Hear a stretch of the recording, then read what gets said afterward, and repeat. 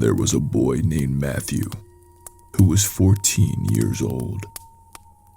It was his father's birthday, and he wanted to buy him something nice.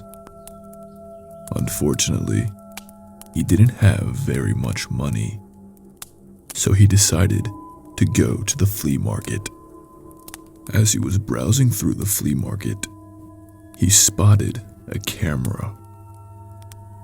He remembered that his father had always wanted a camera, so he picked it up and took a look at it. The camera was a bit old, and there were scratches and scuff marks on the outside. But when he looked through the viewfinder, everything was clear. Even though it was secondhand, it seemed in good condition.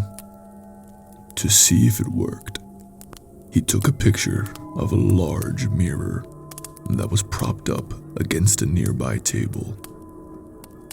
He asked the seller how much he wanted for it. The price was cheaper than he had expected, so he immediately handed over the cash and bought the camera. As he was leaving, the seller mentioned that the camera had once belonged to 4 college students who had mysteriously disappeared. When he heard this, Matthew was a little unnerved. All of a sudden, he heard the sound of breaking glass. When he spun around, he saw that the mirror he had taken a picture of had just fallen over and shattered into 1,000 pieces. That evening, Matthew, his mother, and his little brother waited anxiously for his father to come home from work. As soon as they opened the front door, they shouted, "Happy birthday," and started to give him their gifts. The camera was exactly what his father had wanted.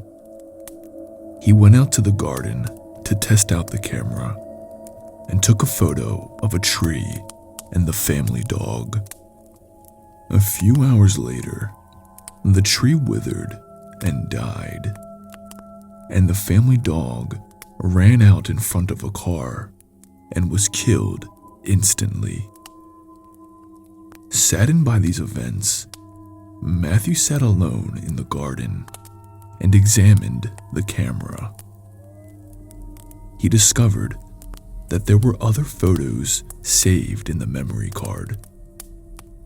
He found pictures that the 4 students had taken of themselves before their disappearance. That was when it finally dawned on Matthew. The camera was cursed. He had to tell his parents. He dropped the camera on the grass and ran into the house.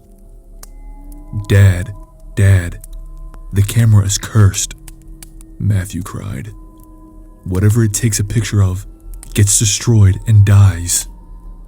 They raced out to the garden again, and Matthew was horrified to see his little brother playing with the camera. Quickly, he ran over and snatched it out of his hands. "Did you take any pictures?"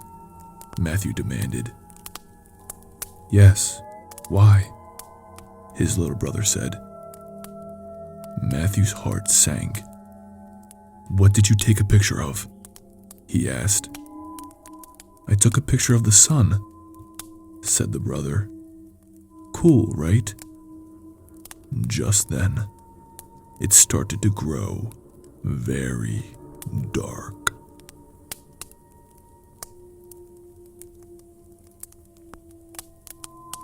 In 1984, there was an old lady who lived alone in a 2-story mansion. The woman was paralyzed from the waist down, and she was in a wheelchair.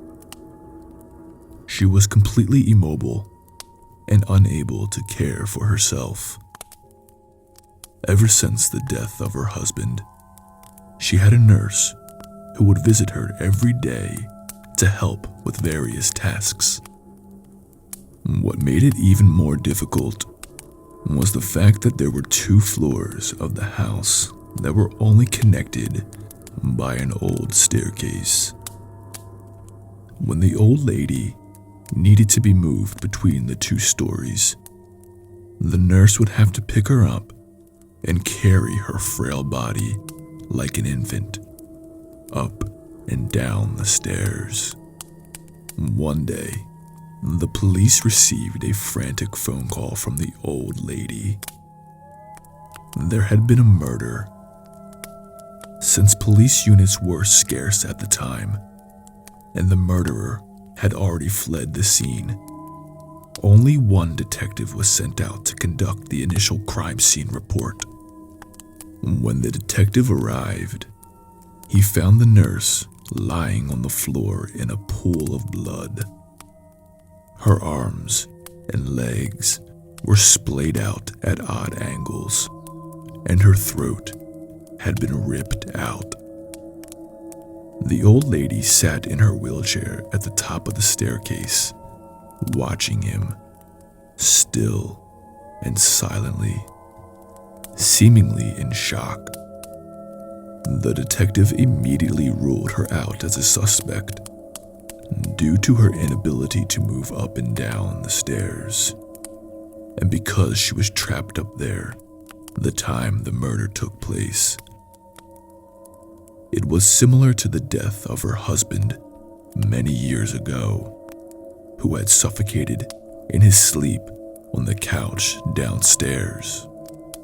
The detective put on his gloves, took photos, swabbed for evidence, and covered the body until the coroner arrived later, all of which was routine business. He searched every room downstairs, looking for clues, then asked the old lady if he could look upstairs. She insisted that she was the only one upstairs the whole time, and no one, apart from her, had been up there all day. But regardless of this, the detective ascended the staircase, to which she hesitantly moved aside. Beyond the staircase, there was a narrow corridor with 3 closed doors along it. He checked behind each of the doors. The empty bedroom, nothing. The bathroom, nothing. He became anxious as he slowly made his way to the final bedroom where the old lady slept. He opened it up, and everything looked normal.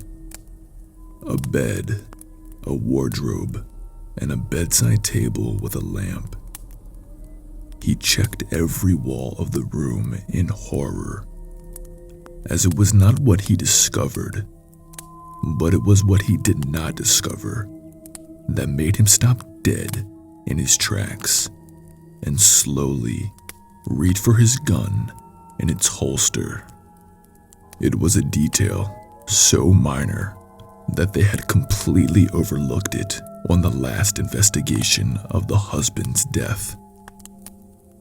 There was no phone upstairs. The detective pulled out his gun and rushed down the corridor. When he came to the top of the stairs, all he found was an empty wheelchair. Thank you for watching, everyone. If you've enjoyed the video, be sure to give it a thumbs up and leave a comment below. But remember, stay haunted, my friends. I'll see you next time.